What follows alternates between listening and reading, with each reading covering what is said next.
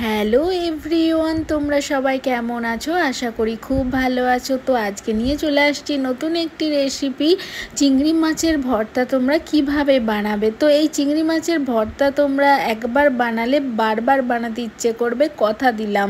তো চলো দেখে নাও কিভাবে বানাচ্ছি। তো প্রথমে রসুন কোয়া কয়েকটা নিয়ে নিয়েছি, ধনে পাতা, পেঁয়াজ কুচি, কয়েকটা কাঁচা লঙ্কা আর শুকনো লঙ্কা। অবশ্যই সাথে রাখতে হবে ছোট চিংড়ি মাছ, বড় হলে কিন্তু টেস্ট ভালো হবে না। এরপর কড়াইতে সর্ষের তেল গরম করতে দিয়ে চিংড়ি মাছটা ভেজে নিচ্ছি। তো চিংড়ি মাছ ভাজার সময় আমি কিন্তু লবণ মাখাইনি। এরপর দেখো হলুদ আর লবণ দিয়ে চিংড়ি মাছটাকে ভালোভাবে ভেজে নেব। অবশ্যই চিংড়ি মাছটাকে কিন্তু তোমরা খোসাটা ছাড়িয়ে নেবে, তাহলে চিংড়ি মাছটা টেস্ট ভালো হবে। আর অবশ্যই এটা খোসা ছাড়িয়েই করতে হবে। তো দেখো চিংড়ি মাছ ভাজা হয়ে গিয়েছে। এরপর কড়াইতে তেল দিয়ে তার মধ্যে একে একে আমি প্রথমে ভেজে নেব রসুন, যে কোয়াগুলো রেখেছিলাম রসুনের কোয়াগুলোকে লাল লাল করে ভেজে তুলে নিলাম। এরপর দেখো কড়াইতে দিয়ে দিলাম কাঁচা লঙ্কা আর শুকনো লঙ্কা, ভালোভাবে একসাথে ভেজে নিচ্ছি। তো হালকা লাল লাল হয়ে আসলেই আমি এটাকে তুলে নেব। এরপর দেখো পেঁয়াজ কুচিটাকেও কিন্তু আমি লাল লাল করে ভেজে নিচ্ছি। তো দেখো অল্প আছে কিন্তু আমার এই পেঁয়াজটাকে ভাজতে হবে। তো দেখো পেঁয়াজ ভাজা কমপ্লিট, এরপর রেখে দিলাম। এরপর দেখো আমি কিন্তু ধনে পাতাটা ভাজলাম না, কাঁচাই রেখে দিয়েছি। সমস্ত মশলা আমার ভাজা রেডি। এরপর দেখো চিংড়ি মাছগুলো আমি কিন্তু হাতের সাহায্যেই মাখিয়ে নিচ্ছি।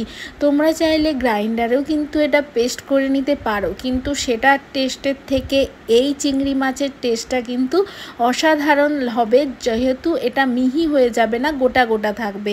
এরপর দেখো আমি রসুন কুচিটাকেও ভালোভাবে, যেটা ভেজে রেখেছিলাম সেটাকে ভালোভাবে হাতের সাহায্যে চটকে নিচ্ছি। তো দেখো ভালোভাবে হাতের সাহায্যে চটকে নিয়ে দানা দানা মতো রাখলাম। এরপর লঙ্কা ভাজাটাকেও আমি কিন্তু মাখিয়ে নিচ্ছি, মাখানো প্রায় রেডি। এরপর দেখো একে একে সমস্ত পেঁয়াজ কুচি, অল্প একটু কাঁচা পেঁয়াজ কুচিও এখানে দেবে, স্বাদটা কিন্তু আরও বাড়বে।